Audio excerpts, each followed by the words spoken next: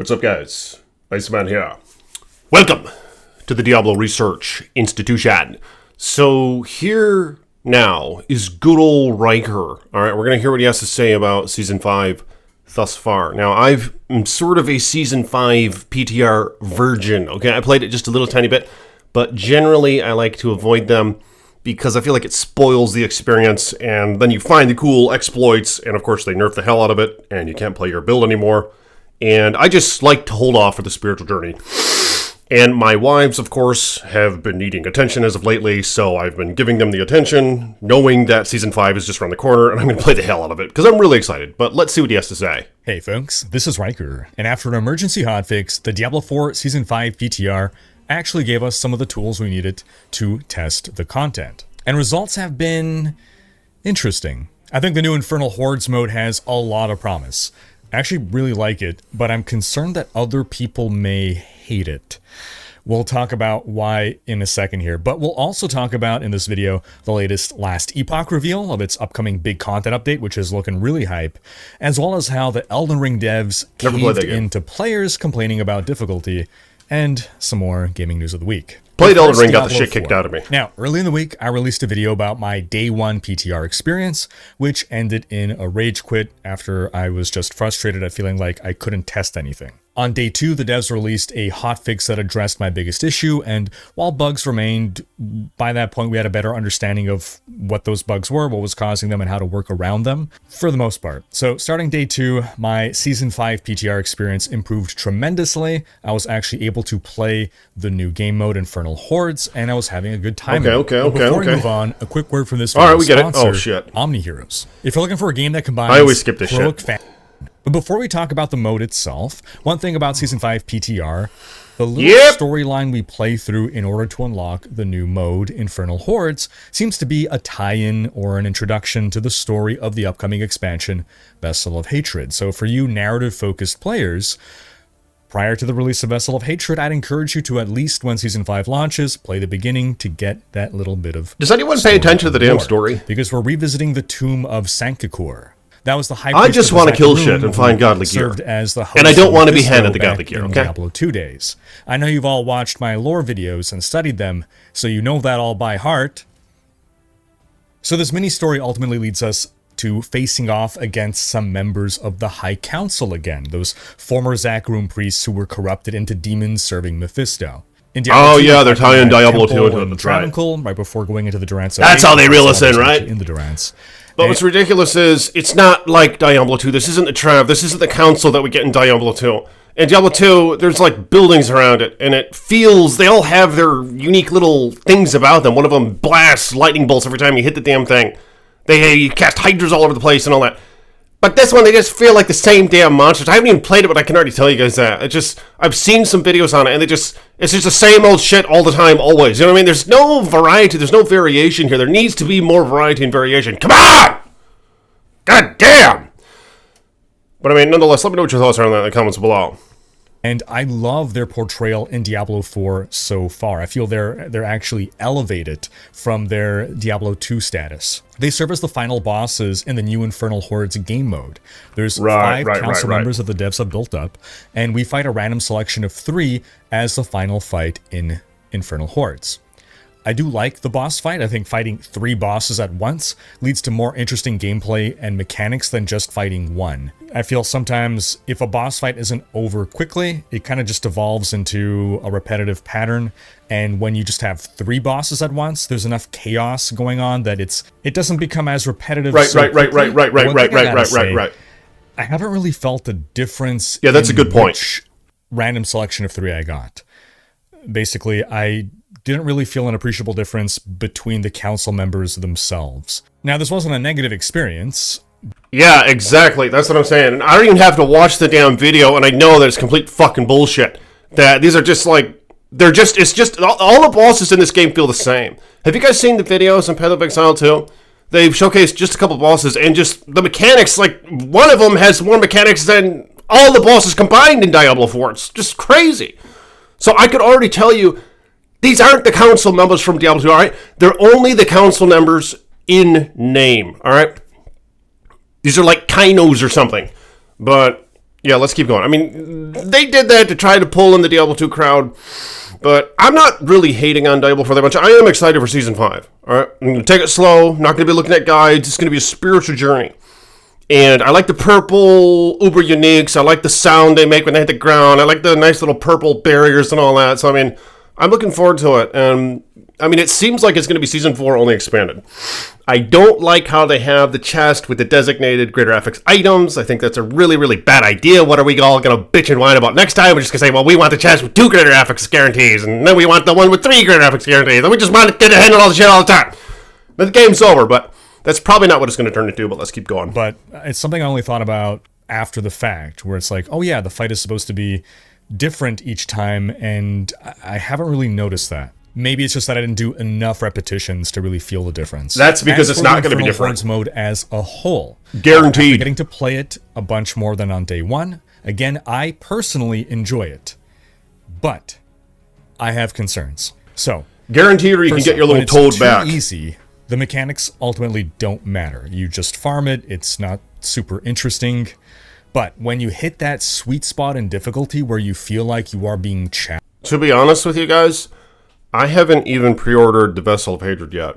I'm going to get it, but I do think it's just a little cray-cray how they shove that in before the Path of Exile 2 stuff comes out. Like, they just wanted to make sure that we all buy it. The game isn't even complete yet. It's getting to the point where maybe this is a complete game. And they already sell the damn expansion. You remember back in the day?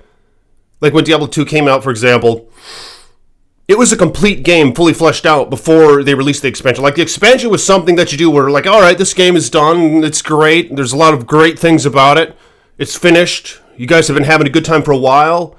Now we're adding more. You know what I mean? But this one is like, it's like a beta. It's all fucked up. There's all sorts of fucked up shit. Nothing's balanced. It's chaos. And we don't know if we're just going to hand you all the gear, or if we're going to actually make you work for it. We haven't really decided yet, so we're kind of trying both. And here's an expansion, by the way, that you can buy for the same damn price you paid for the game just a year and a half ago. You know, it's just that part bothers me a little bit, but I am going to buy it. I am going to play. I mean, criticism is a good thing. You know what I mean?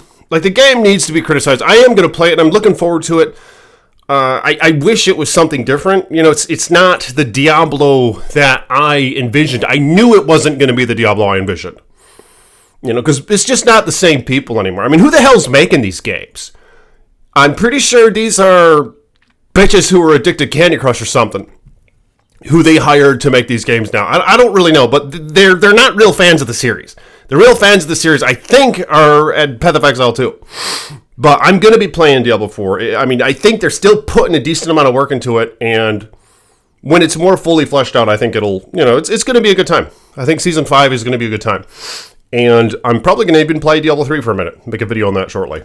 Challenged, but you still are ultimately able to win. The run takes maybe 15 to 20 minutes. Then you are feeling the game mechanics, you are feeling the pressure of the monsters, you are feeling the weight of your choices. Again, after every wave, you get to pick one of 3 Banes and Boons. And so you really start to feel the weight of those choices and wanting to make the right choices. And you feel the effects of those choices. So it feels like your choices really matter, which is a good thing. Oh, okay. Again, that's when I really enjoy the Infernal Hordes. Oh, that's good. The choices matter. There seems to Okay. be some issue on PTR where some boss or even elite monsters they matter. have way too much health. I feel like this must be a bug or something because it's just obscene. Things will be rather consistent in difficulty, and, with some difficulty spikes, of course, but then come these absolute bullet sponge enemies that don't make any sense at all outside of some kind of a bug. So, assuming this is fixed, I do enjoy this sort of mini roguelite mode. What is with the balancing now, in in my previous this? video, I was saying how the greed choices don't seem all that interesting. Why is it you So blow you through have the whole damn pit, and then three all of a sudden the choices boss is after really, the really wave, hard? you Like, I pick one thought of the that they three. solved I that. define the greed choices Are as they the ones still that making the same simply damn mistake with are related this? to the currency drops, right? You Holy get this shit. drop called Ether or Aether, and you use that at the end to buy rewards. At first, I thought that those choices surrounding the greed boons would not be interesting, but upon playing it further, I actually was having fun with a mini game of trying to maximize my ether at the end by synergizing my different boons together. Now that said, I would still have much more fun picking from cool build-altering boons, but I have to concede that I did enjoy picking between greed boons far more than I expected to. But here is where I am concerned about... Right.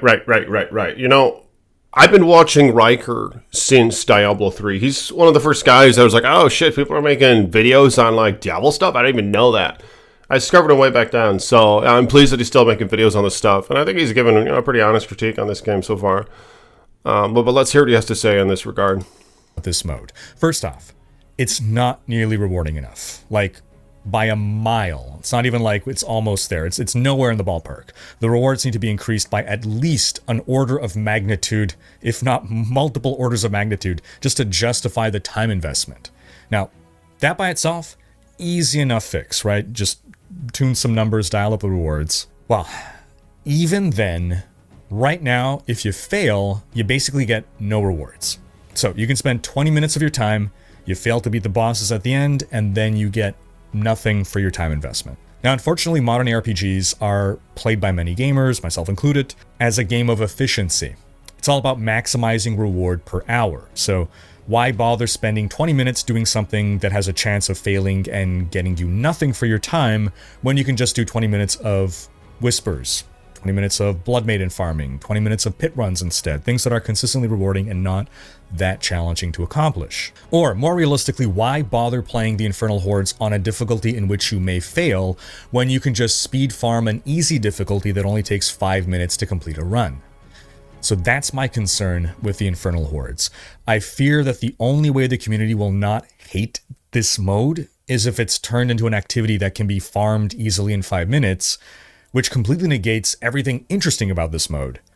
Now, I don't know what the solution is to allow Infernal Hordes to exist as something that feels rewarding, feels good to engage with its mechanics in a meaningful way, feels satisfying to overcome as a challenge, and doesn't encourage players to run it as a brainless activity. Now, this activity seems vaguely inspired by roguelites. It's something that I myself and other people bring up quite a bit. The devs never said roguelite, but it feels like there's inspiration there. Games like Hades, for instance. And in games like Hades, you are going to fail. You're going to fail a lot. That's the point of the game. We're going to skip ahead a little bit. But because it is a roguelite, that is all. Yeah, from the moment the patch notes dropped, people were puzzled over the nerfs to Sorcerer and just the general approach to the balance changes. Now, obviously the changes to how cooldowns work on invulnerability powers would be a big hit to Sorcerers. I was on the way to the road of invulnerability. Change was for the better of the game. And to clarify, cooldowns now begin once the power wears off, rather than once the power activates. That's a big This deal. is to prevent potential abuse cases where you can maintain 100% uptime on invulnerability powers. It makes sense to nerf it, with but yeah, I was cooldown disappointed. and things that give you extra cooldown. However, I figured, okay, if you're going to do this, you're going to account for this hurting sorcerers and therefore making up for it in some way. But the consequence is that a class that is already underpowered relatively, that had to rely on these shields, now has its survivability nerfed. Are you kidding me? Sorcerers run a bunch of defensive powers, and it's almost like the balance approach was, okay, we see that every Sorc build is using these same 3 skills. Let's break this meta by nerfing this, but that just results in sorcerers being squishier. Are you kidding me? And that wasn't the only thing. There was also a lot of perplexing damage nerfs. And once BTR went live and people actually got to test and not just theorycraft, indeed sorcerers just weren't feeling great. The sorcerers sucked big, you know what? That was the only good thing about it, was that you could be invincible. I mean, it was a top farming build for Holy Helltide, shit. but you're not going to push Pit with that. It suffered a 40%. You know, I'm not exactly a rocket scientist, and I haven't had any interest ever in developing a game, but couldn't you just, instead of do the whole cooldown thing where it doesn't start until it expires, couldn't you just make Flame Shield not make you freaking invincible? Couldn't you just make it do like 80% damage reduction or something, and then you could always work to keep it up all the time? You know, why does it have to be like black or white? You know what I mean? I don't know if I want that. I'm just pulling it out of my ass. But what do you guys think about that? Why couldn't that be a better solution? But yeah, I mean, the Sorcerer needs... I'm going to play the Sorcerer. I intend to play the Sorcerer. I don't care if it's the bottom of the tiers, all right? Like, I'm going to take it on my own, the spiritual journey. Everybody knows the whole campaign. I'm not even going to play the campaign. The general content is easy anyway. They give you all the gear anyway. Yeah, the other builds and the other characters are going to be able to get, like, higher numbers above their heads. They're going to be able to run the pit and just get higher numbers. But I'm going to run the pit as well with my Sorcerer. I'm not going to get the higher numbers, but she's still going to be doing, like, cool things and all that, and she's going to still have the endgame gear, basically. So, whatever. She's not going to be doing the higher numbers. But, yeah, how could they not? They got to balance it out a little bit more. Give her some damage reduction. Give her an overall damage buff, something like that. Make Blizzard viable. I mean, why the hell do we have to rely on the damn ice spikes for Blizzard to be viable? It's non-immersive. You got to have the damn thing actually do damage. You can't just rely on the little pops that it does occasionally. You gotta have the whole thing be doing damage. Then damage loss. Teleport had its cooldown increased. Offhand items, they don't have inherent cooldown reduction anymore. It's just puzzling to see the number of nerfs to a class that had like one good build for pushing pit. It's being punished for it more than barbarians are being punished, who consistently overperform every season. Now, I'm not someone who's opposed to nerfs. I am actually in favor of it. And I know that's an unpopular opinion and people don't like it when I say that, but I've consistently, since the Diablo 3 days, been in favor of nerfs and buffs. You look at what are the top builds, bring those down a bit, and then elevate the weaker builds. Right, that's a good point. Because the problem with Diablo 3 is they refused to nerf anything. Because they didn't want to make the babies upset. They're like, well, if we nerf it, the babies are going to be upset. So we can only buff. And what that ended up doing is you have like these sets that give 10,000% damage multipliers and beyond. And it was just complete fucking bullshit. It was completely unimmersive. Because what that would do is it'd target one singular skill that would have those massive buffs to it. And then all your other skills, even though they look cool and epic, they're just not doing any damage. So you're like, what the hell? I have freaking meteors falling out of the sky and it's not even making this little Fallen's health meter move. But then I just blast lightning out of my eyeballs and it kills the damn thing, Like, it takes... Why don't they get this? If you're gonna, like, they go through the trouble of making the skills look epic and cool and godly, you feel like a god of some sort when you're casting this shit all over the place. But when you're dealing with these numbers and you just have them have just these exponential multipliers, and it just keeps spiraling upward, it makes everything else just fall to the wayside. You know what I mean? Why do they have to do that? God damn. Go back to Diablo 1 or Diablo 2. Look at the numbers. They're not dealing with numbers like that. Those are good games. That's why we're still playing the damn things. What the hell? Can we just get over the whole, let's just have big numbers and that's going to make people come on and play the damn game? I remember when Diablo 3 was out there like, oh, my wizard. Yeah, she could do 1 billion crit damage. Like, people were saying this. People didn't even play the fucking game. Like, I hear the number 1 billion. That makes me want to play. Is that what the logic is? Who cares? It's all relative, man. God damn, but I mean, tone the numbers down. But now they're in the same problem they were in the Diablo. They probably don't want. They know they can't tone the numbers down. They can't tone them down because the babies are gonna be like, they're not doing as much damage. The numbers aren't as big above their heads. They gotta scrap this whole fucking thing. They gotta have a new team do it. I mean, if you guys want to see Iceman behind this team, head executive of Diablo 5, give me a hell yeah in the comments below. I don't have much. I think I can do a better job. All right, and I'm going to go on this. I'm going to take polls and shit. I'm going to listen to fans. I'm going to be okay with having visually appealing characters. It's going to be variety. It's not going to be all the same shit all the time. It's actually going to have variety to it. And differentiation between this place and that place and these enemies and those enemies, you know what I mean? It's not just going to be all the same shit all the time. Which equates to zero variety. It's fucking crazy that's what they're doing. God damn! So to me, nerfing the top builds makes sense. Nerfing mediocre builds is just confusing to me. Meanwhile, we get some small buffs to things like Hydra. You know, I'm going to get out of here. Maybe I'll review the rest of this video later, but I appreciate you guys. Like the video if you will, subscribe to the page, hit the bell so you're notified next time I post a video. Blessings to my patrons. I'll see you tomorrow. Peace be with you.